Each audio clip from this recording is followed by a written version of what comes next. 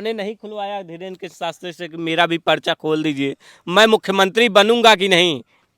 महाराज जी, इस समय जो सबसे ज़्यादा चर्चा में रहते हैं धीरेन्द्र के शास्त्री, बाबा बागेश्वर के पीठाधीश्वर हैं, वो बड़े चर्चा में रहते हैं। उन पर कई आरोप भी लगा है कि जैसे कि कुछ लोग कहते हैं कि वो पाखंड करते हैं।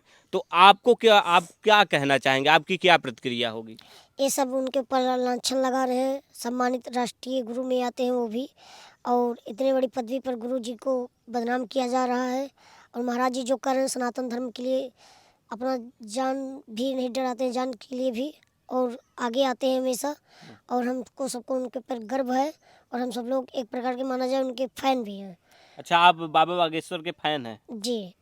और वो जो कर रहे हैं बहुत बढ़िया कर रहे हैं, हमारा सबका यहाँ पूरा सपोर्ट है। अच्छा, आप भी गए थे बाबा बागेश्वर धीरेन्द्र कृष्ण शास्त्री से मिलने के लिए, क्या बातचीत हुई थी आपसे? क्या बातचीत हुई? आपने क्या अपना पर्चा खुलवाया था? जी नहीं, हमने अपना पर्चा नहीं खुलवाया था, और हमको विश्वास है जो हम कर्म कर रहे हैं वो हमारे लिए ठीक है। कर्म ही प्रधान है, जैसे कर्म करेंगे वैसा फल मिलेगा। सबका और पर्चा खोलते हैं बाबा जी, तो आपने नहीं खुलवाया धीरेन्द्र कृष्ण शास्त्री से कि मेरा भी पर्चा खोल दीजिए, मैं मुख्यमंत्री बनूंगा कि नहीं? नहीं, ऐसे कोई सोच ही नहीं है जब हमारे पास, तो क्यों हम पर्चा खुलवाएं।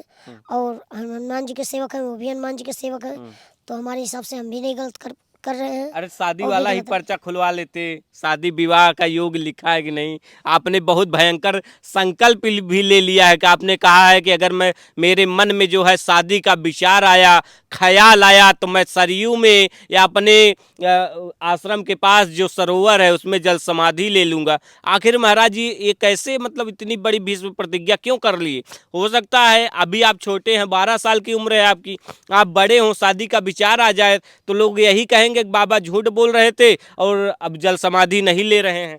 नहीं, ये सब हमको करना ही नहीं है। हमारे गुरुदेव भी बाल ब्रह्मचारी थे, और हमारे इष्ट भगवान हनुमान जी भी बाल ब्रह्मचारी हैं, और हम भी अगर उनके सेवा में हैं तो बाल ब्रह्मचारी रहेंगे।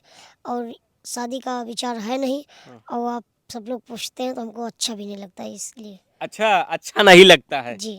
कल माता जी से भी लोग पूछ रहे थे कि शादी करेंगे, तो कहे माता जी भी आपको आज्ञा दे देंगे, जो बेटा चाहता है वही करे। जी, माता जी जानती हैं कि किस पे धर्म है, किस पे क्या है। माता जी भी जानती हैं अगर शादी कर देंगे और भगवान की सेवा नहीं कर पाएगा, उसी लिए निकला है, और हमारी सेवा नहीं कर पाएगा, तो शादी ही सब कुछ नहीं होती है। अच्छा महाराज जी, जो है जब धीरेन्द्र कृष्ण शास्त्री जब विवादों में आए थे, उसी दौरान एक जादूगर सुहानी शाह भी चर्चा में आई थी। वो भी कुछ इसी तरह से माइंड रीडिंग करती थी, लोगों को बता रही थी, कुछ सेम सेम सा कॉन्सेप्ट लग रहा था। आपने क्या उनका देखा था कि जिस तरह से बाबा धीरेन्द्र कृष्ण शास्त्री कर रहे हैं उसी तरह से सुहानी शाह भी कर रही है? जी जी, वो दूसरी बात है। ये बैठे बैठे कैसे, आपको क्या अंतर नजर आ रहा था महाराज जी? वो पूछ कर सवाल, हर एक सवाल पूछ कर तब जवाब देती हैं, और महाराज जी बुलाते हैं, डायरेक्ट नाम पूछते हैं, उसके बाद उसका परेशानी बता देते हैं। तो इसमें और पूछ पूछ कर बताने में बहुत अंतर है। जी। मतलब कि ये जो माइंड रीड जादूगर अलग है, बाबा बागेश्वर धीरेन्द्र कृष्ण शास्त्री के बाद जो पास जो शक्ति है वो अलग है, दिव्य शक्ति है वो अलग है। जी जी, वो तपस्या किए हैं, और उनको दिव्य शक्ति मिली है, प्रभु की कृपा हुई है उनके ऊपर। और उनके ऊपर अगर कोई सवाल उठाए तो उससे बड़ा मूर्ख कोई नहीं है। अच्छा, शंकराचार्य भी उन पर सवाल उठा चुके हैं।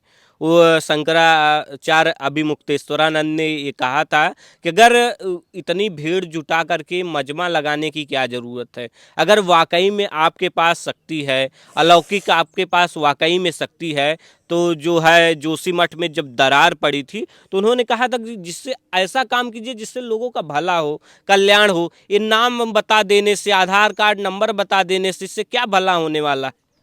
ये सब गलत बात है। प्रभु राम जी भी आए थे, मर्यादा में होकर काम किए थे, और इसीलिए धीरेन्द्र शास्त्री जी भी, गुरु जी भी मर्यादा में होकर काम कर रहे हैं। और कोई दवाल उठा दे और कोई हवाई जहाज उड़ा दे अपने बल से, ये सब होने लगेगा तो भगवान का क्या काम रह जाएगा। तो वो भगवान के सेवक हैं, और उन्हीं की बताई हुए राह पे चल रहे हैं, तो उनको सिद्धि मिली है इसलिए कर रहे हैं, और दीवार और घर नहीं बनाने आए हैं वो। जी। अच्छा महाराज जी, आप बता रहे थे जो ज़्यादा फीस लेते हैं, कई बार इन पर भी बाबा धीरेन्द्र के शास्त्री पर भी ये आरोप लगा कि वो भी वीआईपी लोगों को अंदर ले लेते हैं, कई बार ये आरोप लगा, तो आप क्या कहेंगे? वो भी महंगी महंगी गाड़ियों से चलते हैं, ज़्यादा ज़्यादा फीस लेते हैं, महंगा फीस उनका भी है। नहीं, उनके साथ कई लोग रहते हैं और वो गाड़ी मांगते नहीं हैं। जिनके यहाँ जाते हैं वो खुद व्यवस्था करते हैं, लेकर आते हैं और निवेदन करते हैं, महाराज जी हमारी गाड़ी पे आप कदम रखिए, चरण रखिए और गाड़ी हमारी उद्धार हो जाएगी। इसीलिए बैठाते हैं ज़बरदस्ती, और उसके बाद भक्तों का मन रखना भी उनका धर्म है और काम है। अच्छा, जो हिंदू धर्म पर लगातार जो है टिप्पणी करते रहते हैं, जैसे कि अभी सपा के महासचिव ने सपा पद से इस्तीफा दे दिया, महासचिव पद से, क्योंकि वो बार बार जो है बयानबाजी कर रहे थे हिंदू धर्म को लेकर, कह रहे थे कि हिंदू धर्म ऐसा है वैसा है, हिंदू धर्म गलत है। तो क्या कहना चाहेंगे आप?